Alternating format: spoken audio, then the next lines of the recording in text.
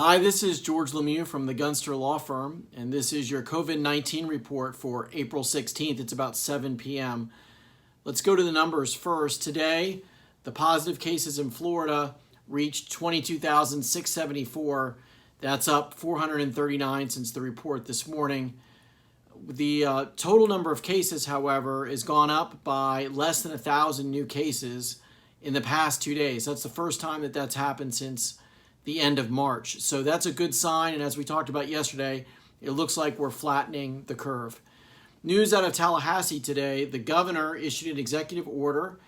Under the current unemployment laws, anybody who was applying for unemployment insurance had to certify every 2 weeks that they were actively seeking work. The governor explained today that that is a requirement that doesn't make sense in light of the financial disaster that we're going through with COVID-19. So he waived that requirement so that people will not have to recertify every 2 weeks. Hopefully that will be helpful to the workforce who's trying to get these unemployment benefits. Also want to talk a little bit about what's happening out of Washington today. The President of the United States announced a plan for reopening the country.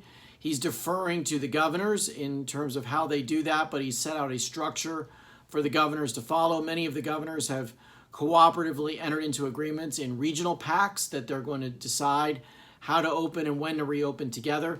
But the president today put out 3 phases for reopening decisions. Phase 1 is what we're in now, which is staying at home and not allowing for people of larger than 10 groups to be together, only visiting essential services. A phase 2 would allow for people to be out and about more than they are now.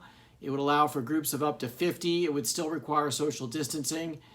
It would allow for travel to resume.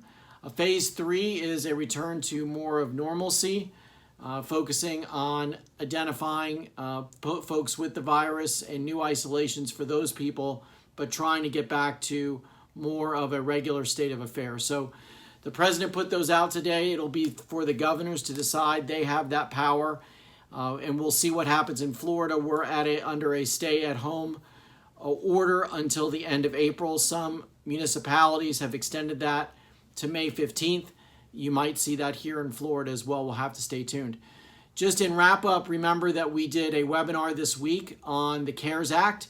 Came out today from the federal government that all of the money in the CARES Act has been spoken for, but there's a chance that additional money will be appropriated. If you have any questions about the CARES Act or any of the other federal or state programs, go to our website, www.gunster.cares-act, or also /COVID-19 to get all the information you need to help navigate these challenging times.